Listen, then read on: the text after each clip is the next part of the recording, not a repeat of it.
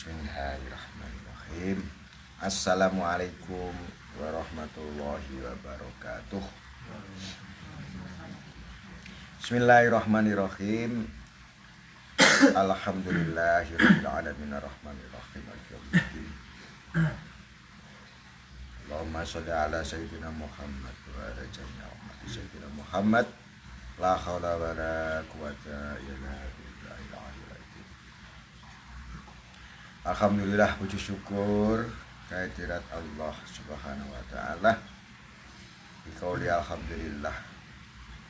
Pada hari ini, hari Rabu malam Kamis, kita bisa istiqomah mengkaji keilmuan huruf hijaiyah pada bab martabat hijaiyah alif Adam Khalifatullah. Pada bab ini kajian kita membahas tentang anasir jasad Adam dan Bani Adam.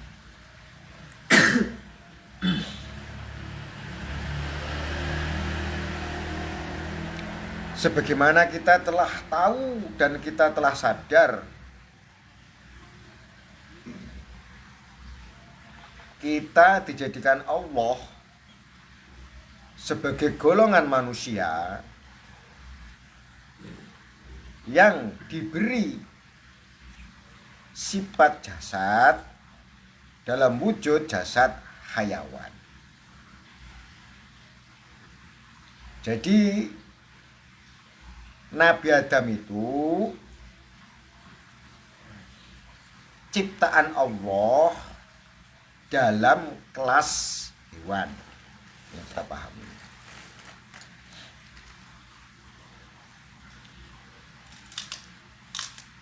Kelas hewan yang dibedakan dengan hewan-hewan yang lain dilebihkan kepada sifat akalnya dan sifat ruhaninya. Inilah kelebihan Bani Adam.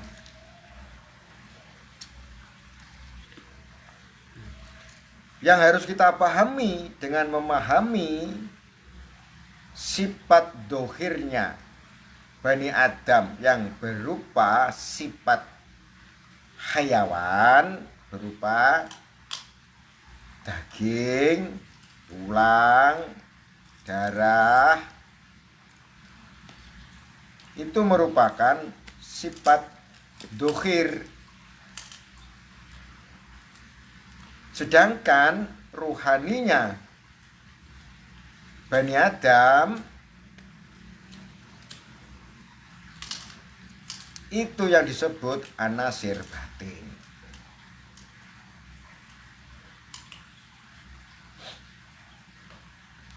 Sehingga kalau kita memahami perkara sifat Bani Adam yang bersifat dohiriyah, wujudnya adalah badan sakujur, seluruh badan yang terlihat oleh mata. Inilah yang disebut dengan nur jasad, atau dikatakan alam kecil, mikrokosmos. Nah, terus di mana nur jalalnya sama nur jamalnya?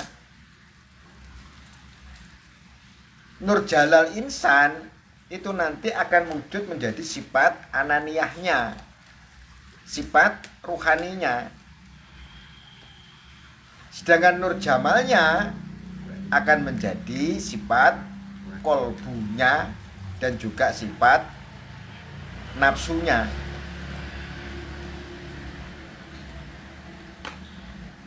Itu sifat batin.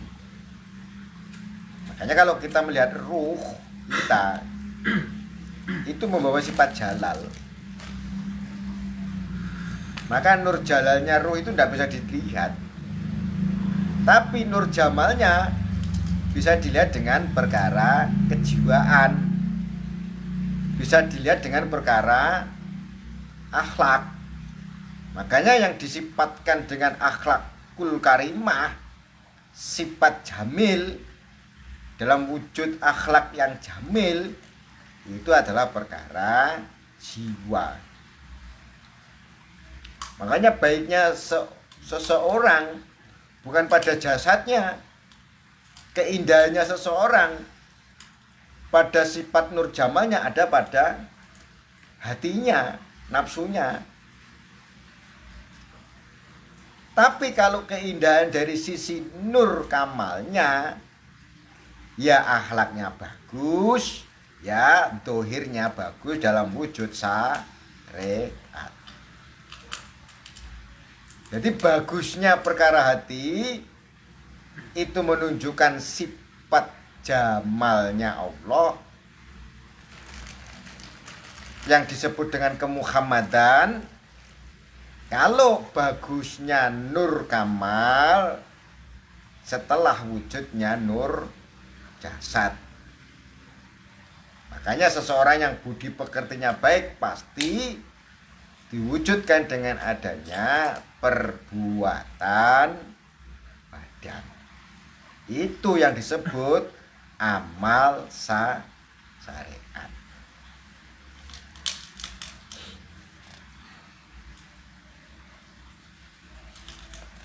Maka kalau kita sudah paham anasir batin kita, yaitu berupa ruh, nafsu, hati,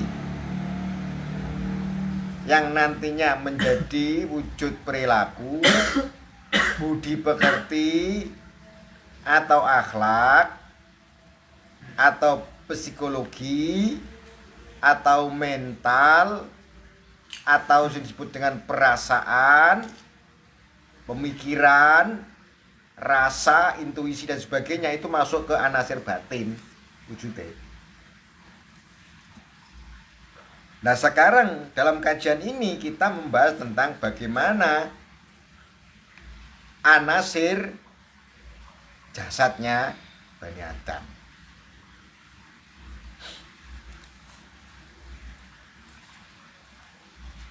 Kalau kita ingin mengkupas anasir jasad Adam sebagai jasad hayawan, ya, anasir itu pertama adalah anasir tanah. Itu anasir paling pokok, paling fundamental, paling dasar. Bisa dikatakan anasir bahan baku.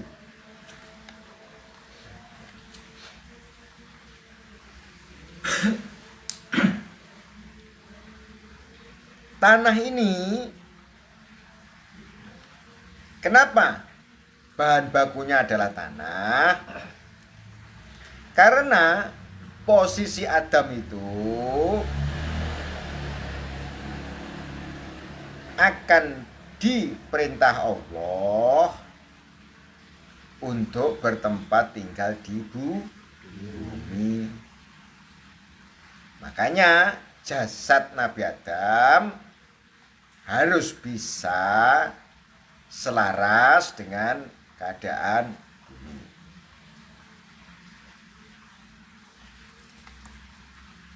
Maka dari tanah jasad Adam itu dijadikan.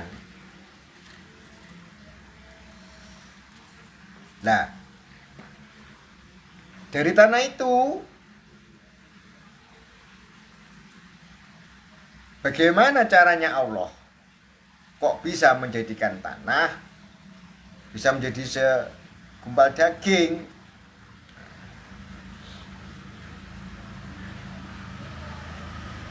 Kok semudah itu dari tanah kok menjadi daging? Lalu hanya sebuah genggaman tanah dicampur dengan anasir air yang posisi air itu juga ada di bumi. Dari air itu Allah menghidupkan bumi, maka siklus kehidupan jasad Nabi Adam dan anak turunnya, kalau bumi tidak diberi air lautan, pasti jasad Bani Adam akan kering, kerontang, lama-lama layu dan mati. Karena memang posisinya untuk dijadikan khalifah fil ardi, jasad Bani Adam itu pasti didukung dengan unsur yang ada di bumi. Salah satunya adalah unsur tanah, unsur air, itulah bagian pokok kedua. Setelah air, bagian unsur yang ketiga dalam struktur jasad hewaniyah Bani Adam, Allah menambahi unsur namanya unsur angin. Kalau seandainya Bani Adam dihidupkan di bumi yang tanpa udara atau hampa udara, seperti hidup di bulan yang tanpa udara, hampa udara, kan pasti struktur jasad Adam tidak akan bisa bertahan hidup. Walaupun di bulan ada unsur tanah, walaupun di bulan ada unsur tanah, kalau tidak ada unsur air dan angin, maka jasad itu, jasad hewaniyah, tidak akan bertahan. Makanya di bulan, walaupun ada tanah, ada pasir, kalau tidak ada udara, tidak ada air, maka walaupun kita lihat bulan begitu indah ketika bulan purnama, sebenarnya yang ada di sana hanyalah suatu kematian, nggak ada kehidupan. Ya masalahnya nggak ada kesempurnaan unsur air, tidak ada kelengkapan unsur angin, udara. Dan yang ketiga, keempatnya yaitu unsur api. Di bulan memang adanya unsur tanah. Tapi apakah di bulan itu ada unsur api? Ada enggak? Ada enggak? Di bulan itu tidak ada unsur api. Kok bisa? Nah, ayo, kenapa? Karena unsur api itu akan bisa wujud harus ada unsur oksigen. Nah, kalau di bulan sudah hampa udara, tentunya tidak ada unsur oksigen. Walaupun di sana ada gas, ya tidak akan bisa ada unsur api. Paham kan? Nah, sehingga unsur api itu harus didukung dengan adanya unsur pembakar, yaitu oksigen, yang bereaksi dengan unsur panas, gesekan, percikan api. Makanya di sana itu walaupun di bulan mau menciptakan api ya sulit. Sampai mau ngecas korek, kalau nggak ada oksigen, hanya bensin sama bensol sama gesekan. Bensol ini kalau nggak bereaksi dengan oksigen, dia tidak akan terbakar. Makanya Keempat unsur itu semuanya ada di bumi. Nah, seandainya empat unsur itu tidak ada, maka sistem struktur jasad hewan tidak akan tersusun. Sekarang kita harus melihat satu persatu unsur itu di dalam diri kita. Apa wujud unsur tanah itu? Wujudnya apakah hanya segumpal tanah langsung kita makan? Tidak. Unsur tanah berupa zat-zat tanah itu yang akhirnya menjadi kebutuhan jasad Adam dalam wujud vitamin, mineral, zat-zat kimiawi tanah, karbohidrat dan sebagainya. Itu semua yang sebenarnya dikandung oleh tanah. Jadi bukan tanahnya, tapi unsur. Makanya di dalam diri kita, kalau daging ini sebagai tanah, tapi yang ada di dalam daging itu adalah unsur-unsur kimiawi tanah. Makanya yang bisa mengikat unsur kimiawi tanah itu ya daging ini. Termasuk air juga. Dia bisa mengikat oksigen. Wujudnya apa? Air dan darah. Makanya yang bisa mengikat unsur kimiawi tanah yaitu wujud air dan wujud unsur tanah. Makanya kalau kita minum obat, begitu direspon oleh darah, dia langsung terurai unsur kimiawinya, zat besi, vitamin, obat flu, obat pusing.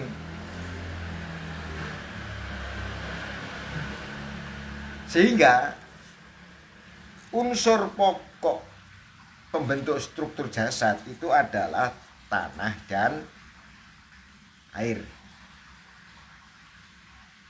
Lalu bagaimana hubungannya dengan unsur angin? Unsur angin itu fungsinya untuk melakukan reaksi kimiawi.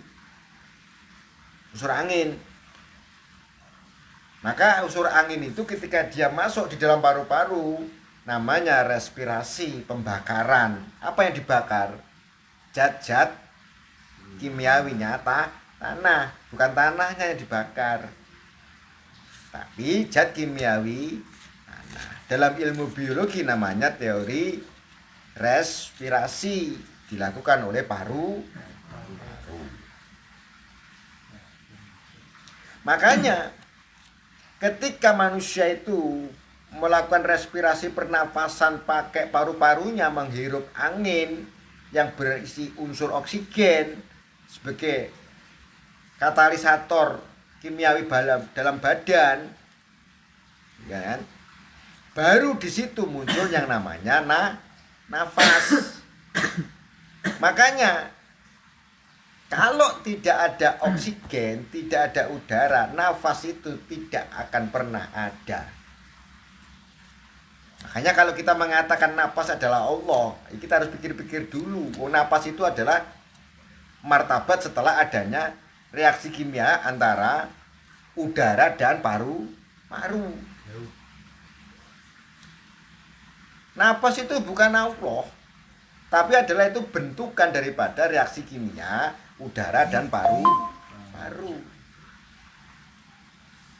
Cuman ketika gerak napas itu menjadi motor kehidupan, akhirnya yang dilihat napas adalah mewakili hidupnya. Bukan napas itu Allah, bukan. Karena napas itu untuk menghidupkan sistem jasad. Makanya ketika napas itu mewujudkan suatu adanya kehidupan, itulah yang disebut dengan nyawa atau sifat hayati, sifat hayat. menunjukkan bahwasanya cara Allah dalam menghidupkan jasad hayawan lewat adanya napas. Karena napas ini juga makhluk, bukan Allah. Kita harus paham ini. Napas itu dijadikan, maka dia bukan Allah. Napas itu dia adalah suatu mediasi tajali sifat ruh hayat. Maka wujud adanya ruh hayat adalah pernapasan. Dengan ada napas semuanya bisa bergerak. Ya, kalau yang pakai udara. Karena dia mengambilnya sebenarnya bukan udaranya tapi oksigennya. Urip itu sajane bukan udara, bukan napas. Dia ada oksigen. Makanya oksigen itu mahal, dia itu bahan kehidupan. Udara ini karena oksigennya ya percuma diadakan. Makanya untuk mewakili sifat hayat Allah itu, di mana barang-barang dicipta itu pasti disertai dengan unsur O. Walaupun mani, kecil apapun mani dia bisa bergerak, itu di dalamnya ada unsur O. Sekian persen kecil itu ada O-nya. Karena itu untuk sebagai motorik zat, motorik kimiawi. Karena O-nya tidak akan bisa bergerak itu. Sistem kimiawi sel mani. Itu kalau membutuhkan oksigen. Nah, sedangkan apapun yang di dalam air, walaupun mani itu disebut air mani, dia hidup kehidupannya di dalam air, sedangkan air itu unsur kimiawinya adalah H2O. Enak O-nya enggak? Ada O-nya. Walaupun itu air mani, ada O-nya. Makanya O itu yang digunakan untuk pernapasan air mani. Dengan cara apa? Ya, dengan caranya. Ya, paham kan? Makanya sebenarnya unsur angin itu sebenarnya pada inti zatnya adalah O2. Mau membuktikan, ya harus jadi ahli kimia. Harus jadi ahli kimia. Lah, itulah yang namanya unsur O. Ketika unsur O itu masuk ke dalam paru-paru, makanya paru-paru kan ada seperti serat-serat paru-paru kan. Disinilah paru-paru ini ada melakukan suatu gerak. Gerak apa? Gerak mungkin pergesekan rongga-rongga paru-paru. Inilah oksigen itu digesek di dalam paru-paru, akhirnya menimbulkan sifat panas, sifat api. Dan api itu juga tercipta. Kalau orang mengatakan Allah adalah api adalah Allah, itu juga salah. Karena api yang ada di dalam badan kita itu terbentuk dari reaksi kimia antara unsur O dan sekat-sekat paru-paru. Makanya teori respirasi kan teori pembakaran. Pembakaran apa? Pembakaran oksigen. Ini membakar oksigen yang ditangkap oleh paru-paru. Makanya kita jangan asal percaya kalau orang mengatakan napas adalah Allah, api adalah Allah. Loh, jangan dulu. Kita pikir dulu logikanya. Kalau nggak begini kita hanya ikut-ikutan pendapat orang, kita bisa tersesat. Makanya kita wong Jawa dengan gula mentah. Dipikir sedalam-dalamnya teori-teori tentang sesuatu selain Tuhan, selain Allah yang dikatakan dinisbahkan itu adalah Allah. Ya, paham ya? Makanya kalau kita bilang masalah unsur api, terwujudnya api itu sebenarnya dari bagian yang keempat, yang terakhir. Api itu bisa terwujud gara-gara apa? Ada oksigen, ada gesekan. Ya di sini tuh gesekan serat-serat paru-paru membakar oksigen. Unsur air adalah untuk penghidup unsur tanah. Makanya ketika tanah itu mati, ketika tanah itu kering, begitu Allah menurunkan air menjadi tanda ayat-ayat kebesaran dalam surat Yasin, maka Allah menumbuhkan bumi yang mati. Wa ayatul lahumul ardul maitatu. Wa ayatu, dan suatu tanda ayat kebesarannya. Wa ayatul lahum, baginya ardu, bumi, maitatu, bumi itu dalam keadaan mati. Wa ayatul lahumul ardul maitatu ahyaina ha, kami hidupkan bumi itu. Dengan cara apa?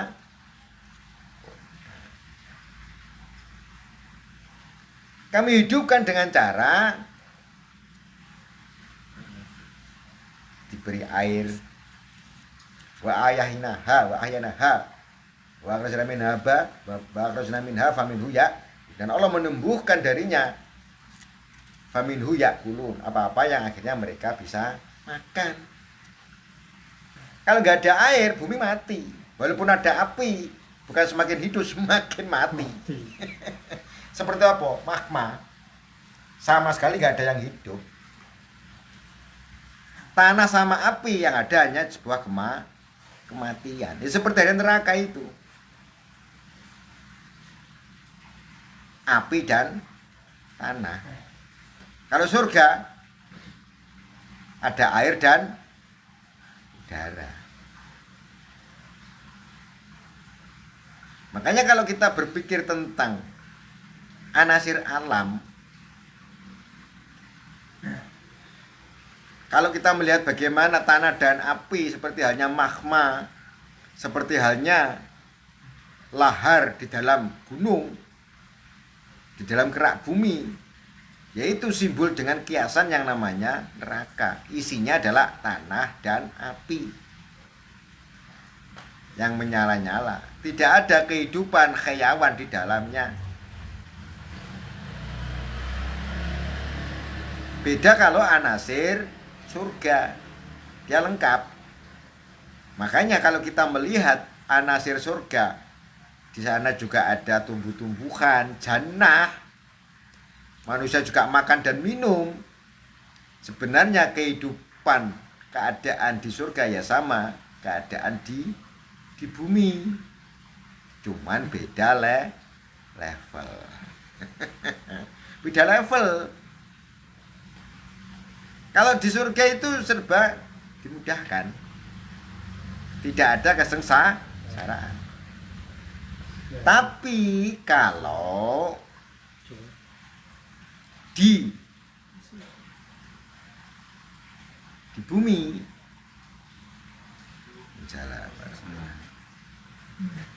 tapi kalau di bumi, walaupun unsurnya sama dengan unsur anasir surga, tanah, air, angin, api, dan udara, tapi tingkat keistimewaannya jauh dengan surga. Makanya surga itu memang mutlak ada. Kalau orang mengatakan surga hanya perasaan, wah tidak bisa. Belum tahu surga kok sudah mengatakan surga adalah perasaan kita. Itu memang juga pembodohan. Kalau merasakan rasa-rasa surga, monggo. Itu jenenge nyurga. Halusinasi, seakan-akan kenikmatan yang dialami di dunia ini seakan-akan sudah seperti surga. Ya masih seperti, bukan surga yang sebenarnya. Karena surga itu memang benar-benar nyata. Levelnya ya level high class, levelnya level istimewa. Apa Allah gak bisa menciptakan yang lebih istimewa dari bumi?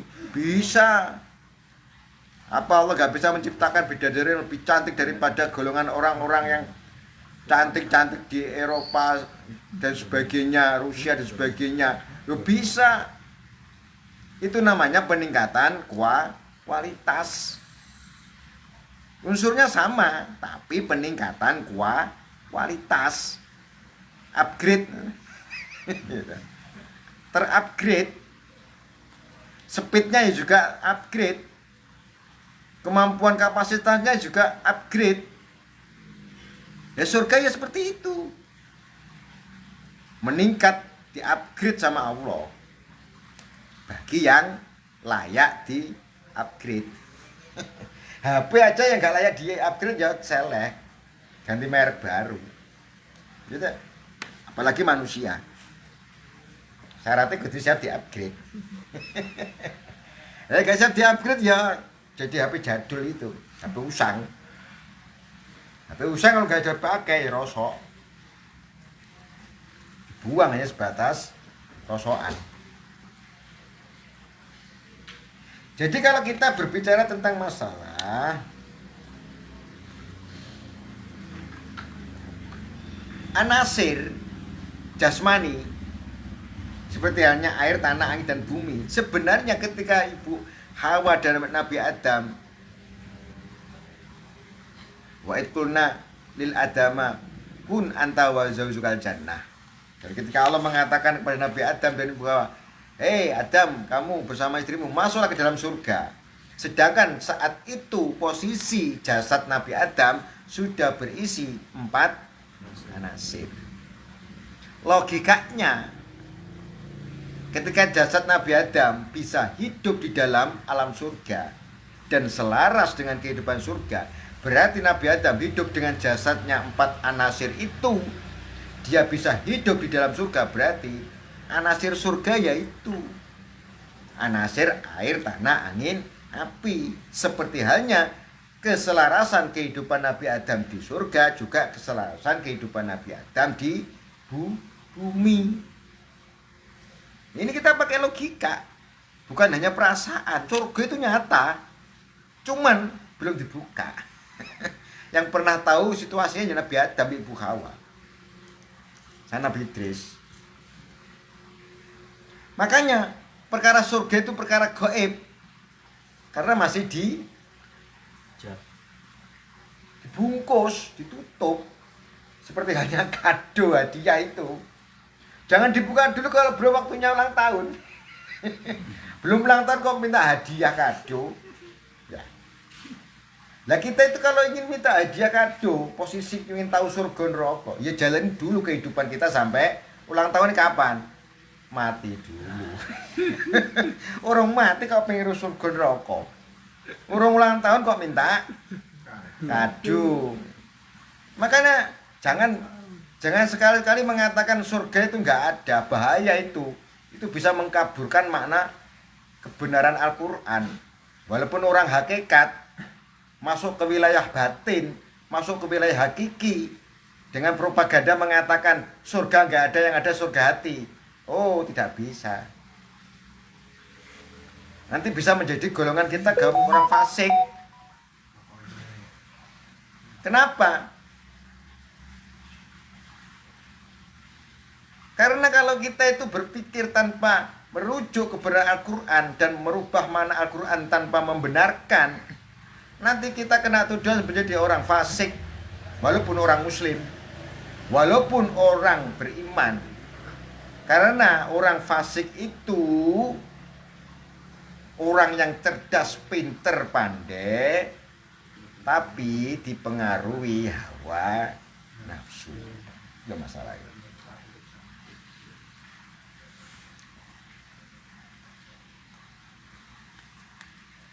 Jadi kefasikan itu sebenarnya keluar dari permasalahan pintere, pandai ini hawa nafsu. Rata-rata orang fasik itu orang cerdas. Dan kecerdasannya itu dikarenakan karena apa? Dorongan nafsu memaksa otaknya untuk cerdas. Jadi hati-hati dengan orang cerdas ketika propagandanya itu tidak merujuk kepada kebenaran Al-Quran, hanya satu sisi secara makna hakiki, tidak disatukan dengan makna dohir. Yang menjadi kekhawatiran kita kepleset dalam makna golongan orang fasik, kita tidak tahu. Misalkan ketika Allah mengatakan surga bidadari, pisang yang bertandan-tandan, minuman surga, air yang mengalir, itu nyata, bener nyata. Apa buktinya? Nabi Adam pernah hidup di sana dan Nabi Adam dipindah ke bumi, sama nggak alamnya? Sama. Yang menyamakan siapa? Posisi Adam dan Hawa dalam satu jasad yang nggak beda. Ketika sampean beli ikan, ketika sampean beli ikan koi di kolam koi, penangkaran dan pembibitan koi, sampean beli, sampean pindah di kolam rumah. Walaupun beda alam, satu di kolam sawah, yang satu di akuarium, sama-sama air enggak? Ya sama. Ikannya ya sama. Makanya Nabi Adam sama Ibu Hawa itu, makanya Nabi Adam sama Ibu Hawa itu ibaratkan ikan koi, walaupun dipindah di mana saja, selama dia hidup dalam alamnya, alam 4 anasir itu, ya hidup. Maka apa ada bedanya air yang ada di sawah sama air yang ada di kolam? Tidak ada bedanya. Cuman beda upgrade. Kalau air sawah lebih budak, banyak kuman. Tapi kalau air di kolam penuh dengan filter. Yaitu bedanya alam dunia, surga dunia dengan surga akhirat. Makanya kita tidak bisa mengatakan surga itu hanya halusinasinya pemikiran orang-orang secara berpikir hakikat saja tanpa syariat. Ini bahaya. Kecuali kalau bukan orang yang percaya pada Al-Quran, ya silakan mempunyai statement seperti itu. Nah ini kalau misalkan orang Islam berstatement tentang surga tanpa merujuk tentang pengkabaran surga yang nyata-nyata pernah dihuni Nabi Adam dengan struktur anasir jasadnya, ini kan bisa menjadi satu pembodohan. Makanya kita jangan mau dibodohi. Kita harus berpikir sendiri, bener gak kalau surga itu ada? Ada. Buktinya apa kalau ada? Ya ini jasad ini. Bener gak? Ini bagian dari jasad Nabi Adam loh. Jangan jasad Nabi Adam pernah tinggal di surga. Jangan katakan surga nggak ada. Nanti bisa fasik. Gaya nih. Karena apa? Dia memburu perkara batin. Tapi kalau sampai mengalahkan, menjegal atau memotong perkara dohir, ini gak adil. Sesempurna-sempurna apa laku batinmu, kalau nggak pakai dohir, demit, lakon demit, karena main batin tok.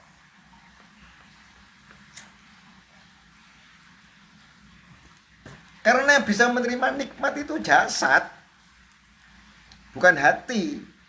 Kenikmatan hati itu dengan cara ilmu, kenikmatan hati dengan cara iman, kenikmatan hati dengan cara yakin, kenikmatan hati dengan cara paham, kenikmatan hati dengan cara ketenangan. Tapi kalau bicara kenikmatan jasad, itulah yang disebut jannah. Jannatul Naim. Wujudnya apa? Ya yang dibutuhkan jasad. Apa? Minuman, air, susu, kopi, madu, makanan, buah, pisang, anggur, apel. Jasad membutuhkan wanita, bidadari, bidadara. Udara membutuhkan kesejukan. Taman-taman surga, lu itu nyata. Ayo siap ya kalau berani bantah kalau tidak nyata. Kita berbicara secara logika dan nalar, bukan dugaan loh ini. Karena kita hidup dengan anasir Adam gitu, bukan anasir jin. Kalau anasir jin dari unsur api, dia nggak membutuhkan pisang, nggak membutuhkan air susu, nggak membutuhkan badan.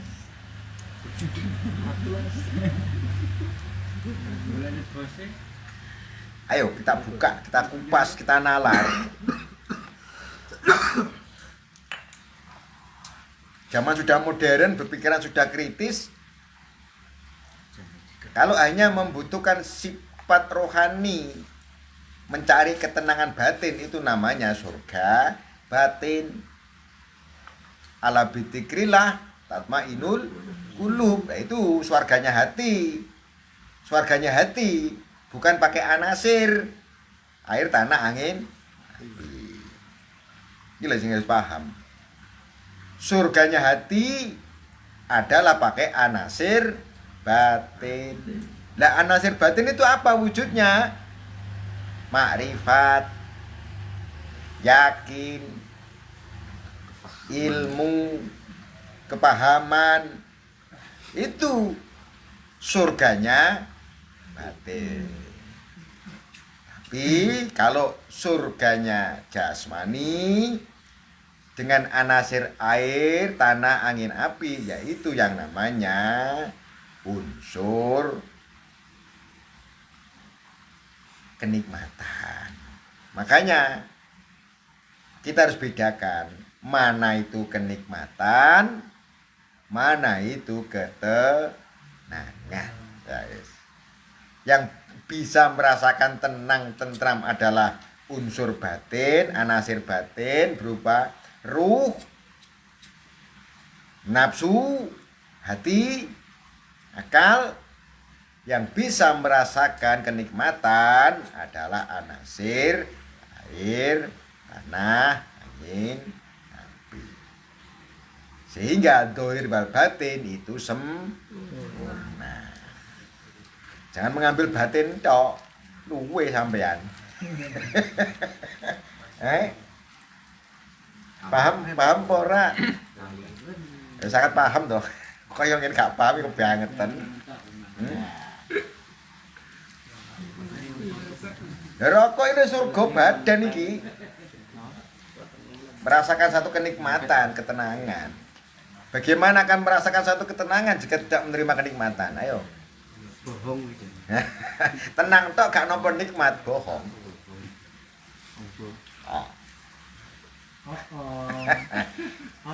Ya gak, bener gak? Lah orang makan setenang-tenangnya kolbunya seorang spiritual. Ayo le. Gak mangan kaliren ya iki. Keter tangane. Ya kayak keter. Kaliren. Ya Kang.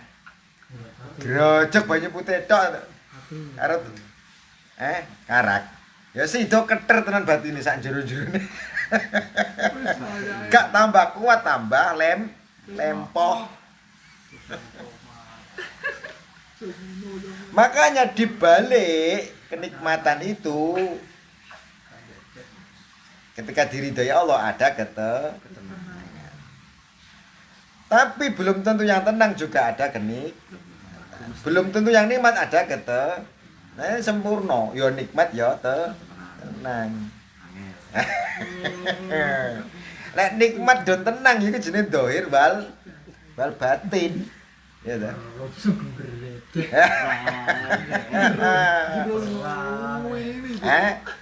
Oh, no nang. Terasa bisa. Oh, no nang.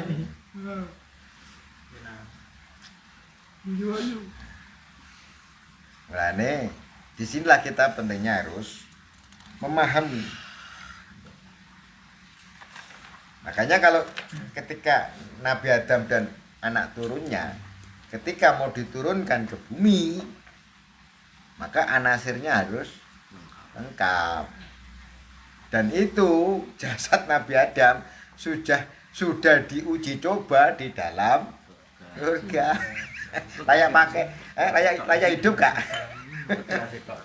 Nah iya di surga itu mikir uji coba kehidupan Nabi Adam. Karena nanti untuk kelayakannya pakai itu nih bumi. Jadi di surga itu mikir uji coba tes urip. Tester. Dites urip di surga, oh iso urip. Tapi uripe ora soro. Uripe serba penak. So, Nah nek urip penak ora sedo mikir, dhewe kecerdasan ora mikir. Ora kangge uteke. Sifat alime gak metu. Sifat sabare ora enek. nafsu tok tadi ya. Karena di surga itu kan sebenarnya tes apa? Tes jasmani ini Nabi Adam di surga supaya anasir jasadnya itu fungsional. Bener gak? Tapi ketika anasir batinnya Nabi Adam itu dites dengan anasir batinnya, wujudnya apa? Tes-tesane si anasir batin Nabi Adam ning surga wujudnya apa? Ibu Hawa. Kesabaran nafsu Nabi Adam dites di paido Ibu Hawa. Mas, aku kepengen buah kuldi. Roh we. Aku ambilkan buah kuldi itu Mas Adam. Kalau Nabi Adam gak sabar, di antara dia sabar mengikuti perintahnya Allah atau dia sabar mengikuti perintahnya Ibu Hawa, itu akhirnya pertarungan batin. Di sisi lain kalau aku nggak ngikuti Allah aku dosa. Di sisi lain batinku kalau nggak ngikuti istriku Hawa pasti aku akan padu. Mau ngalah karo Bu bojone. Lah mulane tingkat kesabaran batin Nabi Adam ning surga iku diuji dua perkara. Pilih Allah apa pilih bojo. Lek pilih Allah jangan dekati buah. Tapi lek pilih bojo akhirnya mangan buah. Nah ini ujian anasir batin, yaitu ujian nafsu. Dites cek ning surga Nabi Adam. Ya. Jadi bangga dua unsur batin dan unsur dohir. Makanya surga itu nyata ada, cuman belum dibuka. Kita belum dikembalikan ke alam surga. Sak sekedare. Makanya Nabi Adam kenapa nggak bisa langgeng di surga? Karena belum bisa menjalani kehidupan anasir batinnya gitu. Jadi anasir batinnya Nabi Adam ini urip ning surga. Karena dia menjalankan kesabarannya itu karena sabar ngadepi Ibu Hawa, ora sabar ngadepi Gusti Allah. Lagi sabar ngadepi Gusti Allah ora wani methek buah kuldi. Bener gak? Makanya sopo-sopo sing bisa menjalankan ujian anasir batin lek ade urip ning donya iki ora usah uji tes, mati apa urip. Sampeyan iso makan, lolos. Sampeyan iso ngombe, lolos. Sampeyan iso ambekan, lolos. Gak enek ujian anasir jasad di bumi ini. Semua hidup dengan kenikmatan. Makanya di bumi ini tempatnya ujian anasir batin. Wujudnya untuk apa? Untuk menjadi khalifah. Lah nanti ketika kita ini lulus ujian anasir batin, baru kita dikembalikan ke surga. Silakan menikmati kenikmatan anasir dohir wal batin. Kenikmatan anasir batinnya nanti di surga apa wujudnya? Ayo, Dian. Ayo, Dian. Surgane anasir batin nanti di surga apa? Ya, satu, melihat Allah. Yang kedua apa? Alhamdulillah, alhamdulillah, alhamdulillah, alhamdulillah. Mulane latihan Kehidupan di surga ya di bumi ini. Apapun kenyataan anasir dohir kita harus diimbangi dengan rasa Syukur. syukur. Alhamdulillah ya Allah. Alhamdulillah. Alhamdulillah. Alhamdulillah. Alhamdulillah. Sampeyan waca alhamdulillah ping 1000. Sampeyan ciptakno swargane sampeyan dhewe. Iku masalah sing dikatakan ciptakan swargamu sendiri. Dengan cara kalimat alhamdulillah. Makanya ada jauh surga itu diciptakan dengan kalimat alhamdulillah. Nera tamune alhamdulillah ya. Masya Allah, neraka terus. Jadi kalau kita mau mengatakan neraka batin, gak bisa bunyi alhamdulillah. Ketika kita bisa menciptakan swarga batin, ketika kita bisa mengucap alhamdulillah. Tapi ojo gua surga sing kenyataan. Surga batin enek dhewe, surga jasad enek dhewe. Jadi satu dalam wujud nikmat dan ketenangan. Nikmat dan ketenangan dadi ne bahagia. Hasanah. Bener gak sih? Oh. Halalan tapi tak berubah.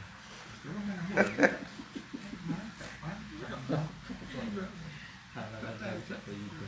Mulane kita itu diciptakan Allah menjadi golongan manusia, jangan jadi golongan malaikat. Malaikat gak butuh mangan ngombe, pujine mek alhamdulillah, alhamdulillah, alhamdulillah. Lha kamu muji alhamdulillah oleh nikmat apa? Takon ora malaikat. Malaikat sampeyan kok muni alhamdulillah, alhamdulillah, subhanallah, subhanallah. Sampeyan lho nampa nikmat apa? Syaratnya wong muni alhamdulillah kudu nampa nikmat. Nek sampeyan ora nikmat kok muni alhamdulillah. Nikmat apa sing sampeyan tampa kok Gusti Allah? Karena biatan kan gak butuh nasir angin air tanah api. Nikmatnya nikmat perkara batin. Nikmat ilmu kaya malaikat Jibril, nikmat terang benderang nur kaya para malaikat. Nikmat ketaatan, kesabaran taat ning Gusti Allah nikmat batin. Mulane golongan malaikat itu surgane surga batin. Tansah takdim marang ini swargane malaikat. Saking nikmati sujud terus kadang-kadang dikongkon. Malaikat menyapa kok sujud tenan-tenan. Lo seneng ya kan jenengan, tapi sujudmu pirang-pirang tahun panggah kalah karo sujude umat Nabi Muhammad sing paling kakean dosa. Krana apa? Sujude mergane tak kongkon. Ya kalah makok. Utusan wae perintah Ya pangga menang ae dhewe to dadi turune Nabi Adam. Ya. cah itu Sak kita itu nek dhewe sambel gedes awake dhewe ya pangga menang pangkat to. Kesan juga. Pangkate anak turune Nabi Adam. Ya kan ya. Ya. Ya. Ayo dipahami, ayo dipahami. Mulanya kita harus menyempurnakan anasir kita, anasir dohir wal batin, anasir surga, anasir jannah, karo anasir mutmainnah. Mulane swargane ati arane mutmainnah. Swargane jasad anane nikmah. Nikmah wal mutmainnah dadine sakinah wal hasanah. Rabbana atina fid dunya hasanah. Krana niku ana ning surga donya. Kasanan donya iku berarti anake ujung surga donya. Ya sak kasanahe kalbi kelawan syukur, ya kasanahe jasad apa-apa kecukupan. Ya. Mulane pentingnya ngaji iki mengkupas ben paham. Ora syukur elu-elu pemikirane wong, pendapate wong. Nek pendapatnya sepotong-sepotong, surga tidak ada. Kita yang menciptakan surga carane piye? Ning aplikasi opo piye? Gawe gedange ora iso arep nggih surga. Eneke mekur halu. Wis iku bahaya. Eneke mengu sifat halu. Cekek.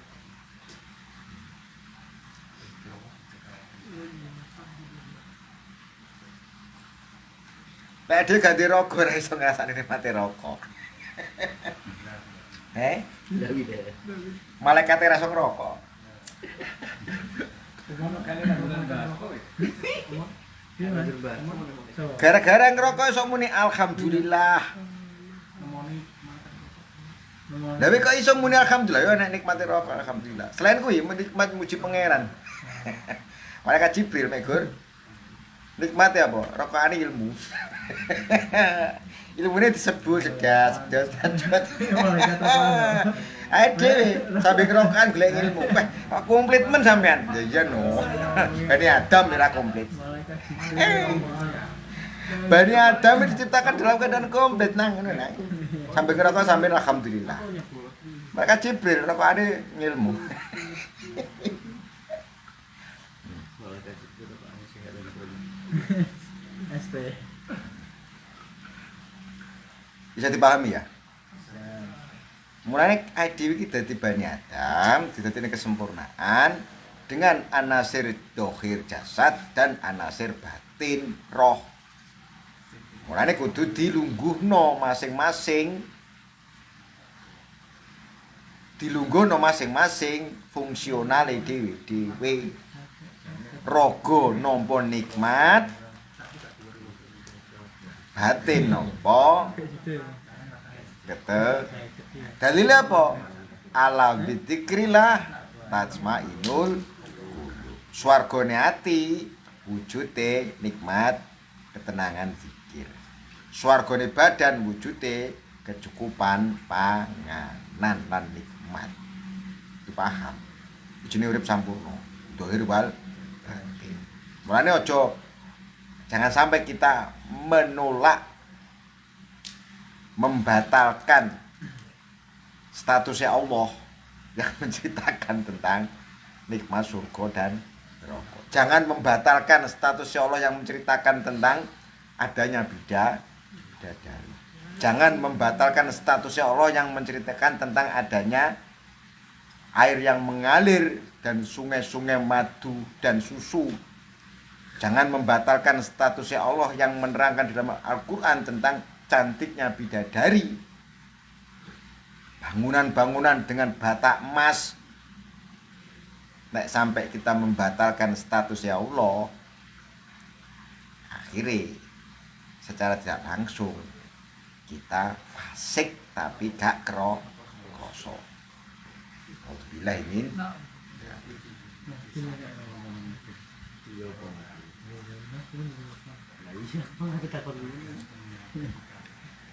Jadi penjelasan tentang anasir jasad, tanah, air, angin, api, yaitu sebenarnya anasir surga. Surga jasad.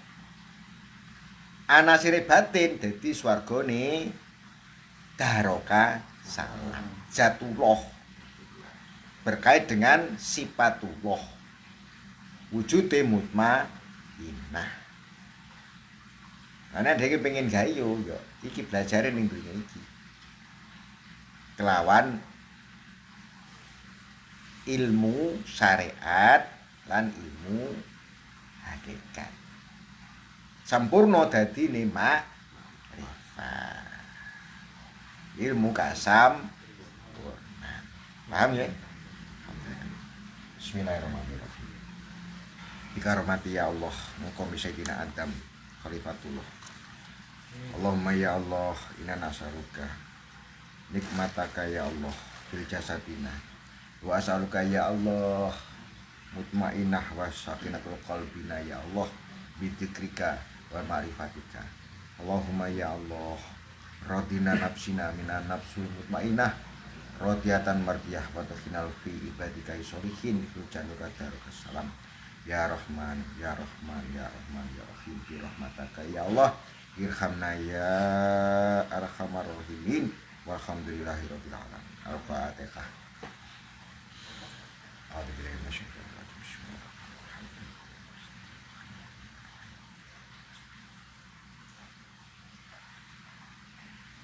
Akhir kalam. Assalamualaikum warahmatullahi wabarakatuh.